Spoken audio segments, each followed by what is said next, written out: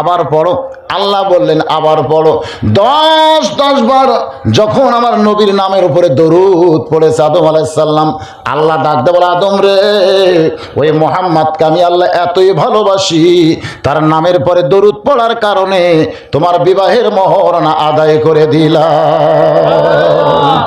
এখন চিন্তা করেন, আল্লাহ যদি আমাদের নবীর নাম শুনে দরুদ পড়ে, আর আমরা নবীর উম্মত হিসাবে আমাদের দরুদ পড়ার দরকার আছে না নাই? কতগুলো লোক মুখ বন্ধ করে থাকে, দরুদ পড়ে না।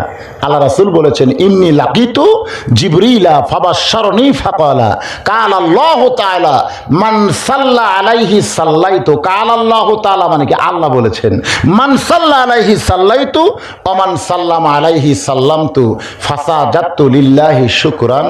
রাওয়াহুল বাইহাকি, হাদিসে কুদসি। হাসরের ময়দানে নবীরা গুনাহগার উম্মতকে জাহান্নামের ফেরেশতারা ধাক্কায় ধাক্কায় নিয়ে যাচ্ছে জাহান্নামের দিকে। জোরে কোন, কোন দিকে? কেন নিয়ে যাচ্ছে? আল্লাহর কি আদল ইনসাফ আছে না নাই? জোরে কোন, আছে না নাই? ইন্নাল্লাহা ইয়ামুরুকুম আন তুআদ্দুল আমানাতি ইলা আহলিহা ওয়া ইযা হাকামতুম বাইনান নাস আন তাহকুমু বিল আদল। জোরে কোন সুবহানাল্লাহ। জি আল্লাহ তাআলা আদল ইনসাফ করার হুকুম বান্দাদেরকে দান করেছেন। সে আল্লাহর আদল ইনসাফ আছে না নাই? আল্লাহ কি কাউকে ইচ্ছা করে জাহান্নাম দিবেন নাকি?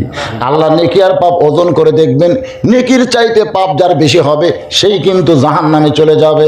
ফামাইয়ামাল মিসকালা যাররাতিন শাররান ইয়ারা ওয়া মাইয়ামাল মিসকালা যাররাতিন খায়রান ইয়ারা।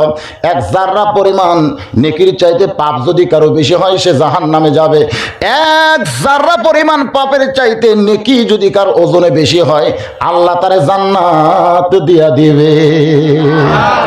কিন্তু ওজনের পরে দেখা গেল নেকির চাইতে পাপ অনেক বেশি। আমার আল্লাহ ফতোয়া দিলেন, যারে জাহান্নামের ফেরেশতা যা